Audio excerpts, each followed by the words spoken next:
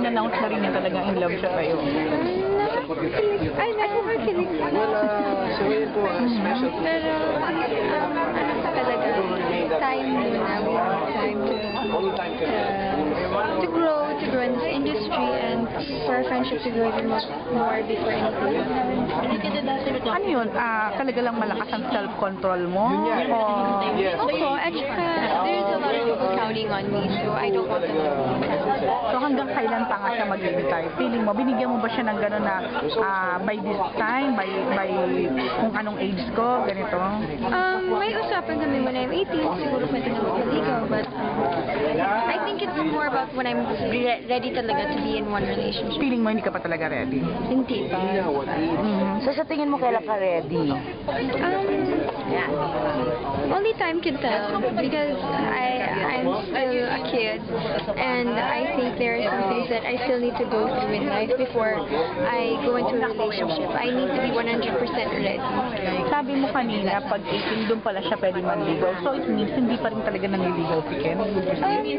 Enough na paramdam na parang ganun, but wala pa talaga yung parang nag-date or anything. Did you try na Parang it's monitored pa rin. Pero Liza, kung sakaling ready ka na and pwede ka nang mag-boyfriend, siya ba yung number 1 sa list?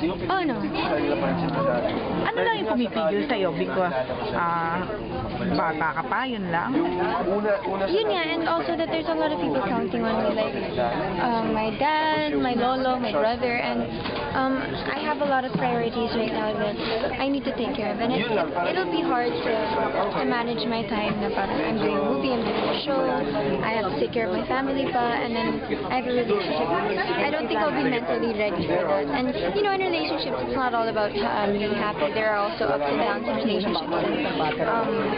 I don't know if I'll be mentally ready for this yet. Feeling mo ba malaking factor talaga? Yung, like yung sa Forevermore, yung role nyo na nade-develop talaga kayo? Even, talaga. Nadadala, kumbaga. Kasi noon, di ba inamin mo, crush mo siya?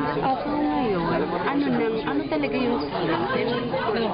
So talaga bang as in na-develop? Mas nadagdagan ba yung crush mo sa kanya nung nakilala mo siya? Parang gano'n. Oh, naman po. Actually, Nag-level my up mutual na. understanding talaga kami na parang, before it was just a crush na parang, kasi cute siya, magaling siya sumayaw, but now, there's depth to it kasi I really know him, I know stuff about him that he says other people don't know, so there is an understanding between us that only we can understand, parang ganun. Love you!